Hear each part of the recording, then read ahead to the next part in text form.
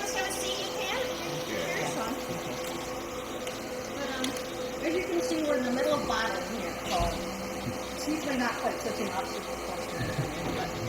Okay, so has anyone here been to a distillery tour before? Okay, which one? Besides this Well, one? no, just once a year ago. Okay. Any brewery tours, winery tours? I mean, there's some similarities to a lot of differences. So, like the big distilleries, like Beckett and Henry, I mean, they'll get their grading by the trade level. Yes, there are railroad track spots out there, but we're still in the old white pickup that we have a plastic coat in that we go out and get 25 bookings at a time. So it's like, okay. So we bring it back here and we'll crush it down.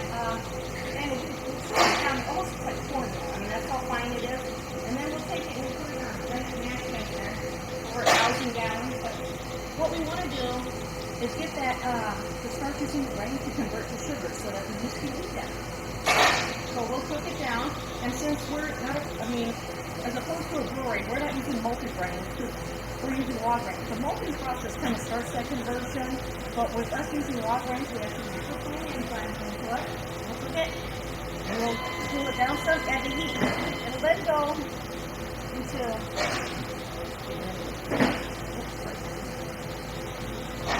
Well, then once it into these things, we'll use the dimples and the little white caps on them. Those are our fermentation tanks. Now, those are double-walled.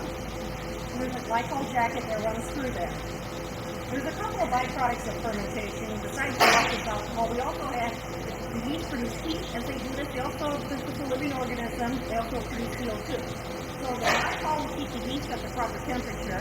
Those little gray caps will let the CO2 out, but they won't let any ambient air in, so we don't need to worry about any contamination. Ferment. It'll ferment there for several days, depending on what product we're using. You'll then take it. Usually that looks like it came out of really Wonka. That's our pot still. So now, if anyone watched Moonshiners or anything like that, you know about it's not really good. But anyway, the whole process is just amazing with rocket science. I mean, they've been doing the backwoods for years. So all it is alcohol is a lower boiling point of water. So we're going to pump it all over. I mean, we're pumping the grain. It looks like cornmeal. We're pumping the grain, everything over. Brewery, for instance, would just take the liquid over it. Put it all over and still. And we're going to distill. We're going to heat it up. The alcohol will vaporize and rise up. The water will stay behind it. It's still off. So the water, as it heats up, we'll go through it. We don't use all the columns for whiskey. We will use all the columns if we're making our gin, vodka, or whatever. So go up there, it'll rise up, come down that far one, the stainless steel one, that'll put glycol in it. So that'll take you from those vapors back down into a liquid. And the liquid will come off. And when it's done now, you can't see it, but there's three parts to the distillation. We have what they call the heads, the hearts, and the tails. Now the heads are the first thing that come off. It's really nasty, like just think of like fingernail polish remover. It's nasty. It's also got an oily mouthfeel. It's just, we don't want that. So when you see over there, we've got some like metal canisters, or also some white plastic buckets. Okay, so the heads go in the buckets. Once it starts to round out, smooth out, sweeten up, we're going to put it in those metal containers. So it's like old-time milk containers. So then at the very end, there'll be some tails, a little more water, a little more flavor. So what do we do with it? We're only using 2 things of what we distill because we're only going to save the heart. Like some places we keep redistilling, trying to smooth that out. It's like, no, we're just going to take the heads, out of the equation. So we don't throw those away though. We have a tank down in the basement. We collect all that, and we'll sell it back every month or so. We get full, we sell it back to the local ethanol plant. We have to credit grade down the cost of gas, $1 vodka at a time. Fully researched. So that's what happens to that byproduct. Now, what happens with this cornmeal soup, I said? Okay, the starches have been broken out into sugars. These feed the sugars and made alcohol. But what's left behind that grain, that soup, there's still fiber and protein in it. So we will pump it to lactose, but we'll pump it into the one that has the green layers. We get it, it's pretty warm. We'll pump it in there and let it cool off. We've got some plastic toast outside. We'll see when we go and taste through them. But local farmers will come and check that out. And they'll use it as a supplement for their cattle or pigs, for feed.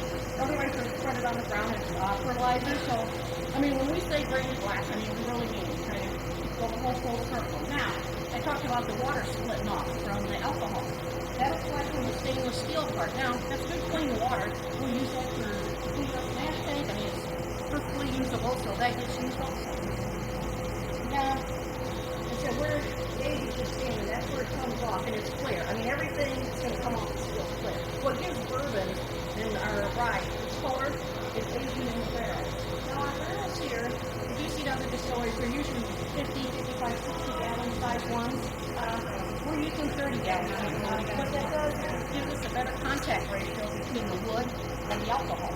So we can age it for a long time. We can do it in 2 years, but it would take 5 years and much bigger barrels. So now there is no corporation with Claire, so we did have to outsource it a little to Avon, Minnesota. But we figured, which is near St. Cloud, we figured, if they could make them, fish them in the river, and we could fish them out, that's probably as close as we're going to get for what we're seeing inside those, we're also making milk chard. That is a long chard.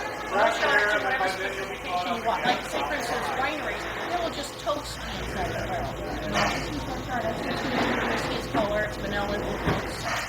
That is all Midwest white oak, so that's how we make that. Now you see what we're doing here. We'll get some volunteers in here. They'll help us.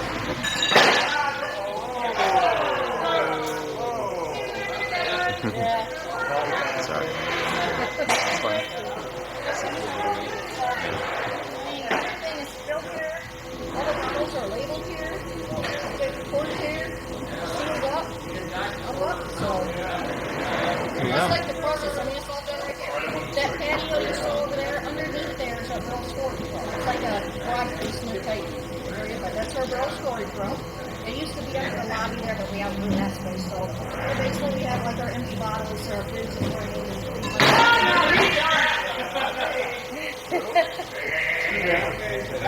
that.